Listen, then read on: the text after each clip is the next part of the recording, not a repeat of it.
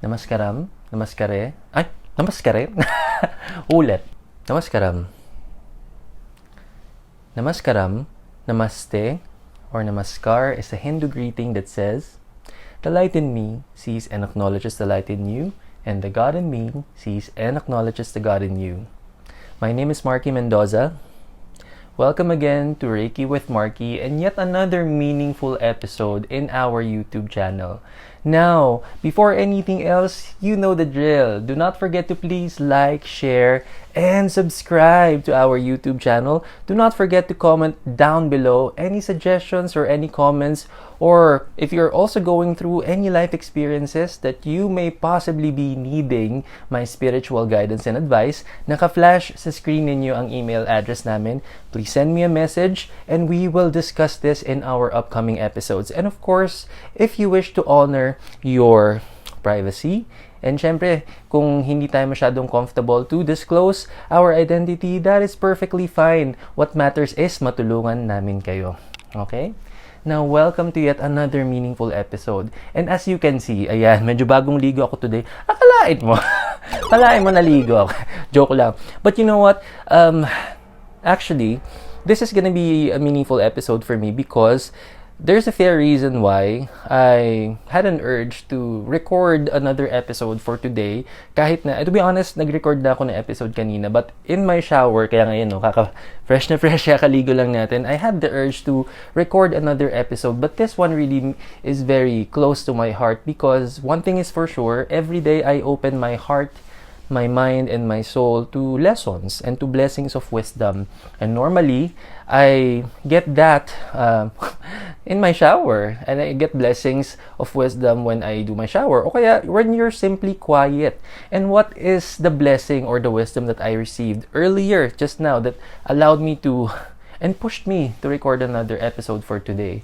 And you know what? It's a lesson about mindfulness. And you may have heard, and if you have been watching the first few episodes of this YouTube channel, you may have encountered the word mindfulness several times because I have been practicing this.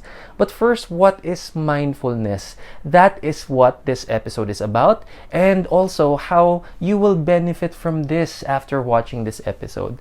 So, tara, samahan niyo ako in today's episode. Now, mindfulness. Mindfulness. When we talk about mindfulness, you don't have to overthink what the word mindfulness is about. Hindi natin, wag na natin mag-overthink, short of saying, kung ano sa tingin natin is a perfect way of understanding it. But it's simply being aware. How it is as simple as you sitting quietly, regardless if the environment around you may be busy, chaotic, or equally very silent as well.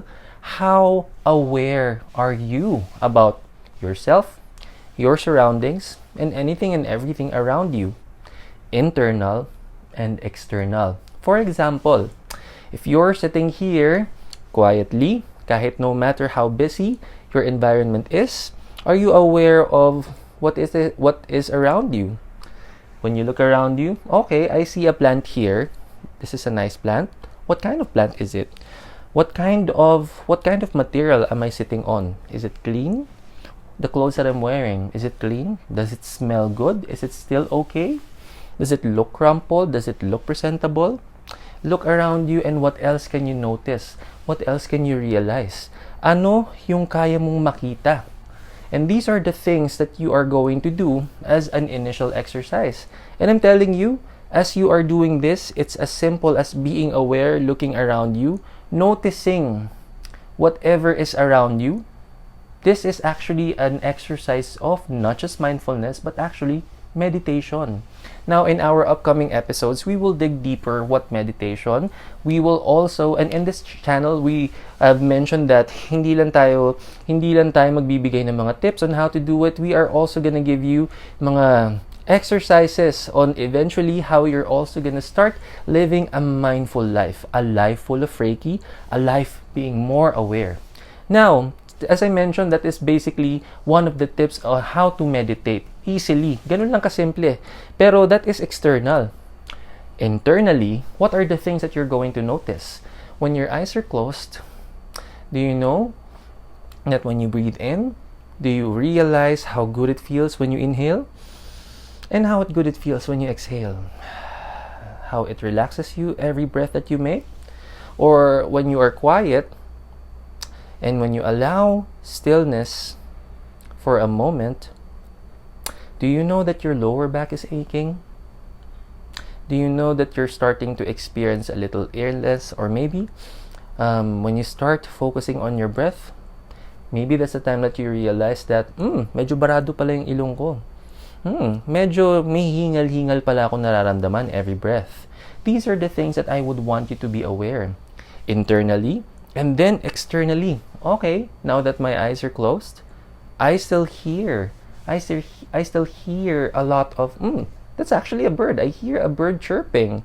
Okay, now I hear a dog barking. Those are the things that will allow you to really be aware as an initial practice.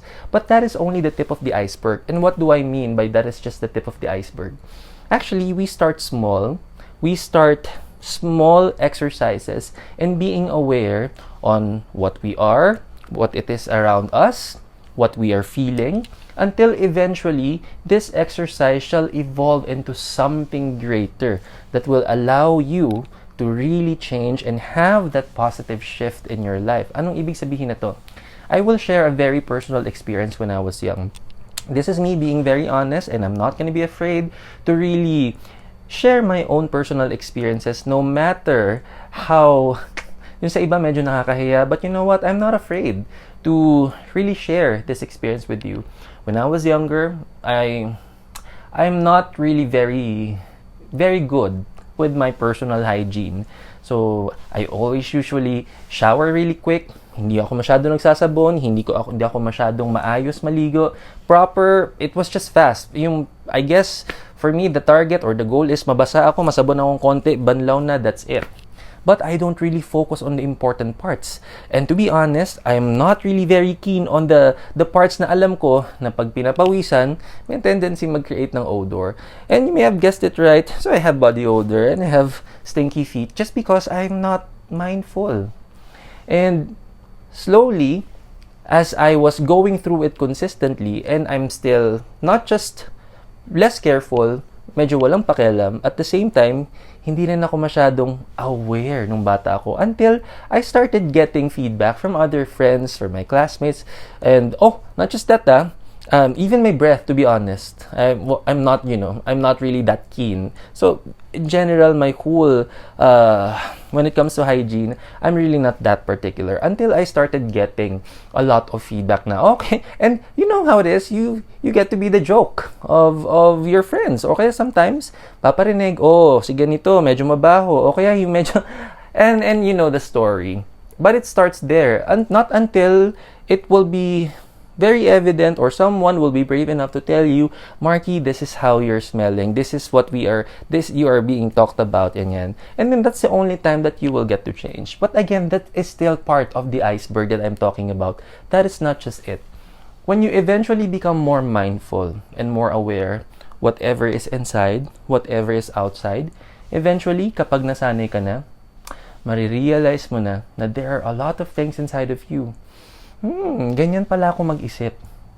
Medyo ganyan pala ako mag-judge ng mga tao. Ganyan pala ako pumuna sa ibang tao. Pero hindi ko napapansin, ako rin pala. Maraming pagkukulang. Maraming dapat baguhin. Pero hindi ko napapansin ang sarili ko. Hindi ko napapansin na kailangan ko ring baguhin yung sarili ko. Not until someone comes to you and openly tells you, I think you need to change. And so, you know what? Sometimes people do. People go to you and give you feedback.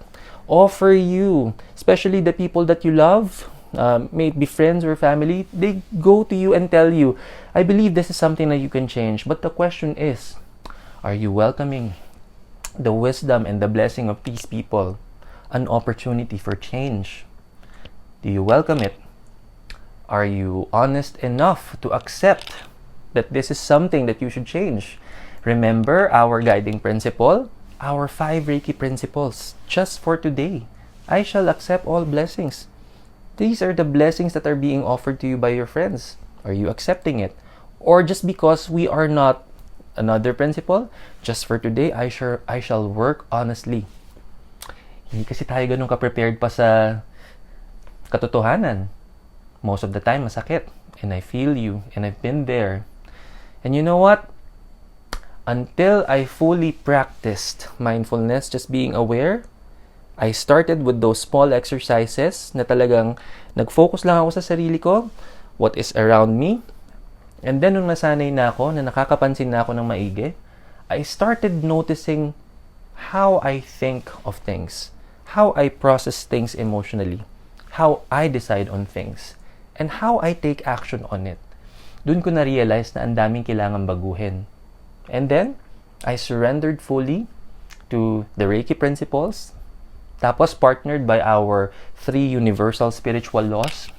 Slowly but surely, natatanggap ko na that there are a lot of things that I need to work on, that there are a lot of things that I need to change, and that is the blessing right there.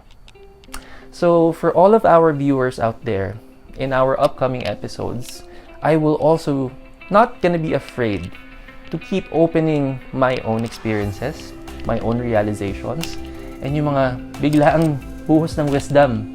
Hindi ako mag-aatubiling i-share ito lahat sa inyo. And for today, this is my blessing. For today, let this be the same blessing for you as well. How about we start mindfulness exercise? This is Reiki with Marky. So again, if you like this video and our contents, do not forget to like, share, and subscribe to our YouTube channel. Do not forget to share it with your friends and family. And somehow, someday, kayo naman yung magiging blessing sa kanila. I'm sure of that. And sana, kakapanood nyo ng mga videos natin. Slowly and surely, ikaw din, you will find the right motivation so that you can also shift your life positively, live a life full of Reiki, and as I always say, keep trusting the process. This is Marky Mendoza again. Namaskaram.